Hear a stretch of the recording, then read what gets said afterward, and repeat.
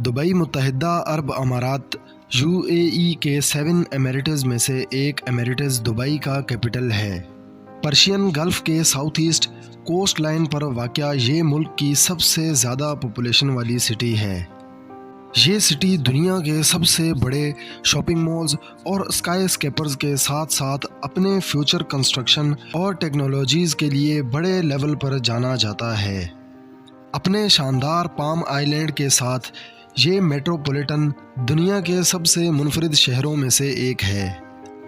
Autonomous سے لے کر روبوٹک پولیس فورس تک اپنے ڈیلی لائف سٹائل تک یہ دنیا کی بلند ترین عمارتوں کا گھر ہے۔ دوسرا سب سے بڑا شاپنگ مال، سب سے بڑا انڈور تھیم اور سب سے بڑا ایئرپورٹ کا ٹرمینل، سب سے بڑا فریم، سب سے بڑی سونے کی چین اور دنیا کا پہلا 7 اسٹار ہوٹل موجود ہے۔ آج آپ اس دبئی کو جانتے ہیں، لیکن شروع سے بالکل ایسا نہیں تھا۔ ایک صحرا میں اس دنیا کی سب سے فیمس سٹی کو کیسے بلڈ کیا گیا؟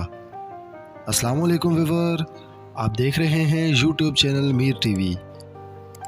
سویلائزیشن کا آغاز زراعت اور فارمنگ سے ہوا۔ دبئی کی ہسٹوریکل ایولیوشن کے امپورٹنٹس ایلیمنٹس موتیوں کی ٹریڈ اور گریٹ پولیٹیکل لیڈرشپ کی قیادت کے ساتھ آئل کی ڈسکوریز ہیں۔ برونز ایج کی ابتدائی مانون دور کے دوران سی لیول پر ایک ایکسٹینسو مینگروو دلدل ہوا کرتا تھا، جہاں اب اسکائی اسکیپر بلڈنگز کی سرزمین ہے۔ تقریباً 2500 BC میں خانہ بدوش مویشیوں نے دلدل مکمل طور پر خشک ہونے اور رہنے کے قابل ہونے کے بعد آباد ہونا شروع کیا۔ خانہ بدوش قبائل سب سے پہلے وہاں کھجور کے درخت لگایا کرتے تھے، کیونکہ یہ صحرائی آب و ہوا میں زندہ رہ سکتا ہے۔ 1095 BC میں اندلس کے عرب جیوگرافر ابو عبداللہ نے جیوگرافی بک میں دبئی کا ذکر کیا۔ اس نام کا ذکر وینیشین پرل مرچنٹ گاسپیرو بالبی نے بھی 1580 BC میں اپنی ہیڈ لائنز میں کیا تھا۔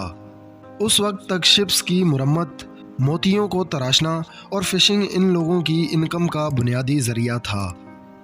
سن 1793 میں دبئی ابوظہبی کا کیپٹل یا مرکز بن گیا، جہاں بنی یاس قبیلہ سیاسی حکمرانوں کے طور پر آباد ہوا۔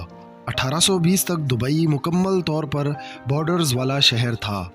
اس سے پہلے کہ برطانیہ نے لوکل رولرز کے ساتھ سمندری ٹریڈ پر جنگ کی، یہ بارڈر ایک طرف الفہیدی تاریخی محلے سے پرانے سوق تک پھیلے ہوئے تھے، اور دوسری طرف اس نے الراس کے علاقے کو بھی ڈھانپ کر رکھ دیا تھا۔ اس کے بعد کئی معاہدے ہوئے اور ٹریڈ بحال ہوا، جس سے یہ شہر نظروں میں آنے لگا۔ سن 1833 میں بنیاس قبیلے کے مختوم بن بھٹی نے ابوظہبی کے پولیٹیکل انفلوئنس کے بغیر مقامی آبادی کو شنداغا پیننسولا میں آباد کیا، اور یہ ایک آزاد ماہی گیری کا ولیج بن گیا۔ المختوم خاندان آج تک دبئی کے رولرز ہیں۔ سن 1894 میں ادر کنٹریز کے لیے ٹیکس سے ایکسیپشنز نے دوسری کنٹریز کے ٹریڈرز کے ایک بڑے نمبر کو وہاں آباد کرنے اور شہر کے ساتھ کاروبار میں شامل ہونے پر مجبور کیا۔ مچھلی اور موتی سب سے اہم ایکسپورٹ آئٹمز تھے، لیکن جاپان میں آرٹیفیشل موتیوں کی ایجاد کے بعد یہ کاروبار بالآخر ڈاؤن ہو گیا۔ 1966 میں آف شور فتح فیلڈ میں آئل دریافت ہوا اور دبئی کو وہاں سے پیچھے مڑ کر نہیں دیکھنا پڑا۔ دبئی کی بنیادی ترقی اس وقت شروع ہوئی جب یہ پرشین گلف کا ایک بڑا تجارتی راستہ بن گیا۔ گریٹ ڈپریشن کے دوران موتیوں کی ایکسپورٹ انڈسٹری کی تباہی نے اسے روک دیا۔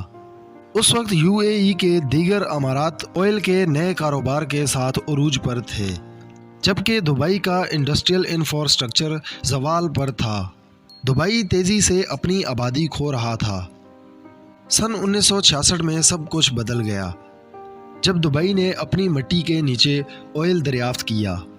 سن 1968 سے سن 1975 تک دبئی کی آبادی میں 300% تک اضافہ ہوا۔ دبئی ریت پر کیسے بنایا گیا؟ دبئی ایک ماڈرن سٹی ہے جو اپنے اسکلفل انجینئرنگ پروجیکٹس کی مدد سے صحرا سے ابھرا ہے۔ شہر کی ٹوپوگرافی کمپلیٹلی ڈیزرٹ اور ایک ہموار ساحل پر مشتمل ہے۔ اگر دبئی ریت سے بھرا پڑا ہے، لیکن اس نے اسے اپنے فائدے کے لیے استعمال کیا ہے۔ شہر کی زمین کی ری سائیکلنگ کے بڑے پروجیکٹس میں آرٹیفیشل آئیلینڈز کی بنیاد کے طور پر شیلو واٹر سینڈ کا یوز کیا جاتا ہے۔ دنیا کے سب سے بڑے مین میڈ آئیلینڈ پام جمیرہ کو بنانے میں 4237 ملین کیوب فٹ ریت لگی، جو کہ پام آئیلینڈ کی بڑی سیریز کا ایک حصہ بھی ہے۔ برج العرب دبئی کی فیمس پرسنالٹیز ایک مین میڈ آئیلینڈ پر کھڑا ہے، جو وائبرو کمپیکٹڈ سینڈ کی بنیاد پر بھی بنایا گیا تھا۔ شہر کی اونچی عمارتیں کنکریٹ کے سلیبوں کے ڈھیروں کے بیڈ ریک میں کھودی گئی ہیں۔ دبئی کینل کی کنسٹرکشن کے لیے 105 ملین کیوب فٹ ریت کی کھدائی کی گئی، جو کہ بنیادی طور پر دبئی کریک کی ایکسٹینشن ہے۔ تیزی سے ابھرتا ہوا شہر، جو کہ اپنی ریئل اسٹیٹ کی ترقی اور لگژری ہوٹلز کے لیے فیمس ہے۔ اس میں down town Dubai, world expo 2020 اور صفا پارک جیسے مزید دلکش پروجیکٹس ہیں۔ ان چیلنجنگ پروجیکٹس کو مل کر کام کرنے کے لیے بھاری لیبر پاور اور ہائی ایکسپیرینس ورکرز کی ضرورت تھی۔